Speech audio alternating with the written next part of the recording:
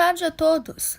No programa de hoje, a nossa convidada será Carla Silva, que traz consigo o capítulo Conversa de Bois do livro Sagarana, lançado em 1946 e escrito por João Guimarães Rosa. Como vai, Carla? Boa tarde, pessoal! Fico lisonjeada por ser convidada para o seu programa, Joyce. Conte para nós, por que escolher esse livro? Escolhi esse livro por adorar as obras de Guimarães Rosa, e esse capítulo específico por ser algo nada clichê e sair da nossa realidade. O capítulo, segundo o título, fala sobre bois, correto? É literalmente uma conversa de bois, que se sentem especiais por não serem alimentados para o abate. Que demais! Realmente, eles são especiais por isso, né? Até porque, geralmente, a maioria são abatidos. Então, diz pra nós do programa, onde se passa a história? A história é bem triste, viu? Se passa no sertão de Minas Gerais. O Manuel Timborna conta ao narrador uma história de bois que tem a capacidade de falar. Uou! Mas quem contou a história pra Manuel? Foi uma Irara, que assistiu a todos os fatos. Irara? O que é isso? Irara é um animal que tem a semelhança com as fuinhas, sabe? Ah, interessante. Aprendi mais uma, hein? Continuando, a narrativa se passa em um carro de bois, puxado por 8 bois. Tinhãozinho era o menino guia e Agenor Soronho era o carreiro. No carro, carregava uma carga de rapadura e sobre essa carga um caixão com um defunto que era o pai de Tiãozinho. Meu Deus, que triste! Coitado do menino! Coitado mesmo, ele era um pobre menino, chorou o caminho todo, sofrendo com a morte do pai e com a de Didico. Também sofre com o calor, o cansaço e os maus tratos que tinha de Agenor. Esse tal de Agenor aí, maltratava o menino por quê? Ele era um homem malvado, que maltratava os bois e zombava de Tiãozinho por ter perdido o pai. Que coisa horrível! Mas a troco de que ele ria dessa situação? Na verdade, Tiãozinho, por doença e pela morte do pai, fica totalmente dependente do homem malvado que era Agenor, que sustentava sua família e queria se tornar amante da viúva, que era mãe de Tiãozinho, com quem mantinha relações durante a doença do pai. Ah, agora tá explicado por que tanta maldade.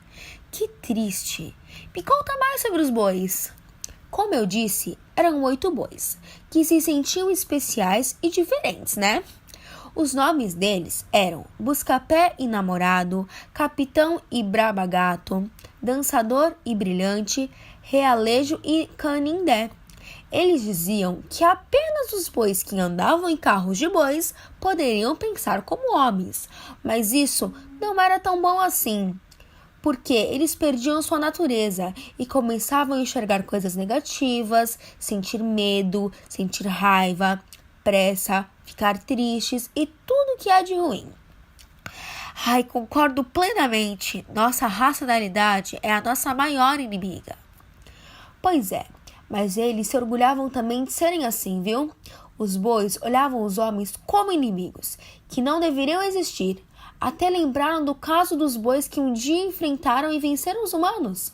Ah, e tem uma historinha nesse capítulo que os bois lembraram do boi roda-peão, que de tanto estar em contato com os homens, começou a pensar que nem eles. Ele idealizou como deveria ser pastar e beber água para ter de andar o mínimo possível. Também acreditava que antes de fazer alguma coisa, deveria pensar se seria certo. Um dia Roda-Peão foi levado para pastar em um morro e viu uma junção de árvores no topo. Então ele concluiu que ali tinha água, mas quando subiu o morro, ele se desequilibrou, caiu e morreu. Morreu? Nossa, que trágico! Bateu as botas o coitado. Nossa, eu tô adorando essas histórias de boi. Tem mais algumas para contar? Deixa eu pensar. Ah, tem sim, mas na verdade é sobre o Agenor. Vixe, lá vem coisa ruim. Conta pra gente então.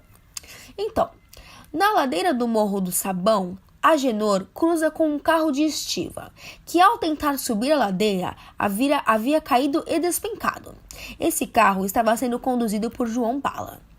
Então Agenor tenta consolar daquele jeitinho dele o carreiro do carro despencado.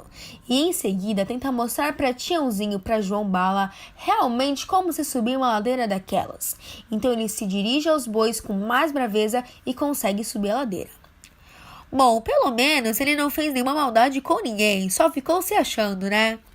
Verdade, mas agora vou contar o final da história. É bem trágica, viu?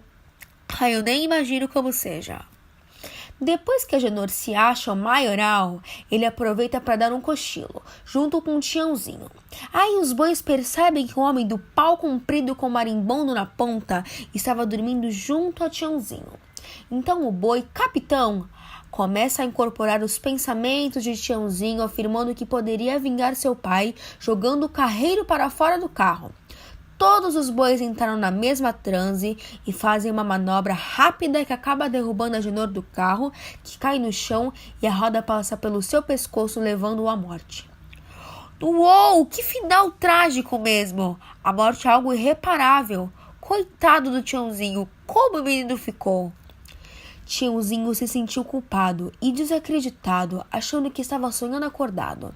Então, chegam outros homens que se deparam com a situação e acalmam Tiãozinho. Quanta tristeza essa história, hein? Mas é uma ótima narrativa para refletirmos. Gostei bastante. Parabéns pela escolha.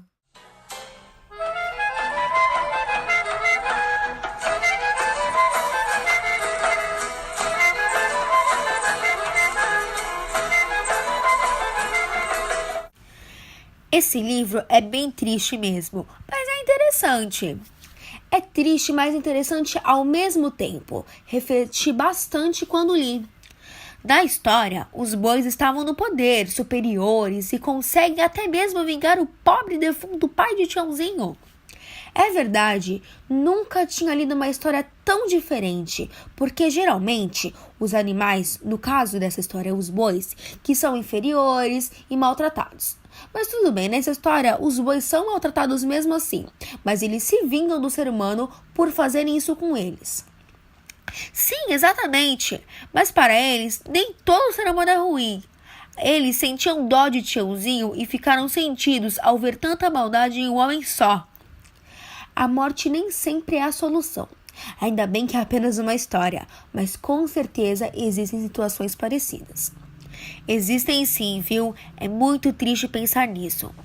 Obrigada pela participação no meu programa, viu? Te aguardo com mais livros e histórias interessantes e reflexivas. Um grande abraço. Imagina, obrigada a você pelo convite. Ficamos aqui com mais um programa. Boa tarde a todos.